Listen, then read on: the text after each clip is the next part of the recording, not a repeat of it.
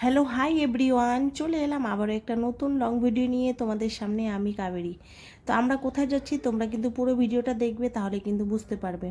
তো আজকে আমরা এত রৌদ্রের মধ্যে বেরিয়ে পড়লাম, আমি, আমার ছেলে, আমার হাজব্যান্ড। আমরা 12টার দিকে বেরিয়েছিলাম, তার মধ্যে এত রৌদ্র ছিল, এত ধুল ছিল, কি আর বলবো। সেই ধুলাবালির মধ্যেও আমাদেরকে যেতে হলো, কারণ সন্ধ্যা হলে আমাদের একটু প্রবলেম হয়ে যাবে, কারণ ছোট বাচ্চা আছে, তাই না। তো ফাইনালি আমরা পৌঁছে গেলাম সোনার দোকানে সোনা কিনবো বলে। তো সোনার যা দাম, তাও কিন্তু আমরা সোনা কিনতে আসছি, তো ভাবো আমরা কত বড় লোক, তাই না। তো যাই থাক, তোমাদের সাথে মজাক করলাম, আমরা এত বড় লোক না, গরিব হিসাবে আজকে একটু সোনা কিনবো, তাও আবার ছেলের জন্য। সেটা হচ্ছে গলার লকেট, সোনার লকেট, ওম পান, যা মহারাষ্ট্রিয়ানরা মানে ছোট বাচ্চাদেরকে পড়ায়। তো আমার হাজব্যান্ড বলছে তো চলো পরিয়ে দিই। তো ছেলের গলারই সেটা মাসিটাকে বানানোর জন্য দিয়ে দিলাম।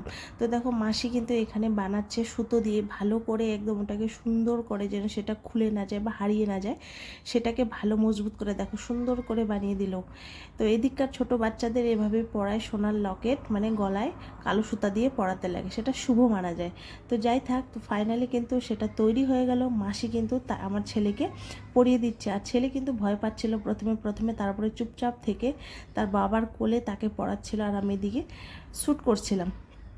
তো যাই থাক, সেখান থেকে যাওয়ার পর আমরা চলে গেলাম রূপোর দোকানে, রূপো কেনার জন্য। মানে সোনার দোকানেই রূপো, মানে আলাদা জায়গা ছিল, তো পছন্দ হলো না। তারপরে চলে গেলাম আমরা অন্য এক জায়গায়, মানে আমরা গডরেজ কিনবো বলে, জানি না গডরেজ বলে কি গদরেজ বলে, যাই থাক, ওই গডরেজ কিনতে যাচ্ছি। তো আমরা কেনার জন্য গেলাম, তো সেখানকার যে দোকানের মালিক, সে আমাদেরকে সেই দোকান থেকে একটু আগে নিয়ে যাচ্ছে, কারণ ওর দোকানটা অনেক বড় ছিল। তো আমাদেরকে বলছে চলো তাহলে সামনে নিয়ে যাই। তো দেখো আমরা চলে আসলাম ফাইনালি গদরেজ দেখার জন্য। তো আমার হাজব্যান্ড চুজ করতেছিল কোনটা কালার নিব, কোনটা নিব। তো অনেক ছিল, অনেক ভ্যারাইটিস ধরনের ছিল, অল্প দামের ছিল, বেশি দামের ছিল।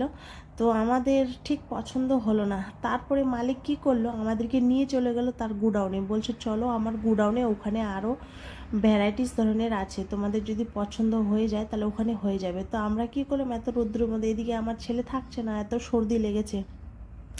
তো দেখো ফাইনালি কিন্তু তার আমরা গোডাউনে পৌঁছে গেলাম। গোডাউনে পৌঁছার পরে এই যে দেখো, এটা একটা বেগুনি কালার, আর ভিতরে ছিল একটু লাইট পিঙ্ক কালার। তো আমার হাজব্যান্ড বলছে এটা নিব না, এই পিঙ্ক কালারটাই নিব। তো এটাও আমারও পছন্দ হয়ে গেল। তো ভালোই, কোয়ালিটিটা ভালোই ছিল, আর দামও ছিল ভালোই।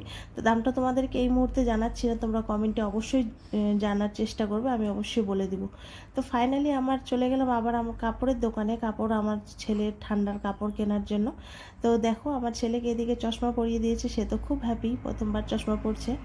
তো চলে আসলাম, তারপরে বাড়ি আসার পর সেই দোকানের মালিক পৌঁছে দিয়েছে আমার জিনিসটাকে। তো সে তখন পৌঁছাচ্ছিল, তো আমি ভিডিও করে নিলাম। তো জিনিসটা এত ভারী ছিল, মানে গডরেজটা এত ভারী ছিল কি আর বলবো। তো যাই থাক, ঘরের মানে ছোট ছোট জিনিসগুলো যে এইভাবে আমি নিচ্ছি, আমি খুব হ্যাপি। কারণ দেখো আমাকে কিন্তু আমার বাবার বাড়ির লোকও দেয়নি, আমার শ্বশুর বাড়ির লোকও কিচ্ছুই দেয়নি, কিচ্ছুই। সংসারের যত কিছু খুঁটিনাটি সব কিন্তু আমি নিজের হাতে তৈরি করতেছি। তো দেখো গডরেজটা আনতে আনতে কিন্তু ইনার পায়ে কিন্তু লেগে গেছে, এই যে দাদাটার পায়ে। তো এতটা ভারী ছিল, 4 জন ধরার পরেও কিন্তু সেই জিনিসটাকে উঠাতে পারছে না। এই যে উঠাতে উঠাতে কিন্তু এই দাদাটার পায়ে একটু লেগে গেল, ক্ষতি হয়ে গেল। আমারও খারাপ লাগছে, দাদাটার পায়ে লেগে গেল, রক্ত বেরোচ্ছিল।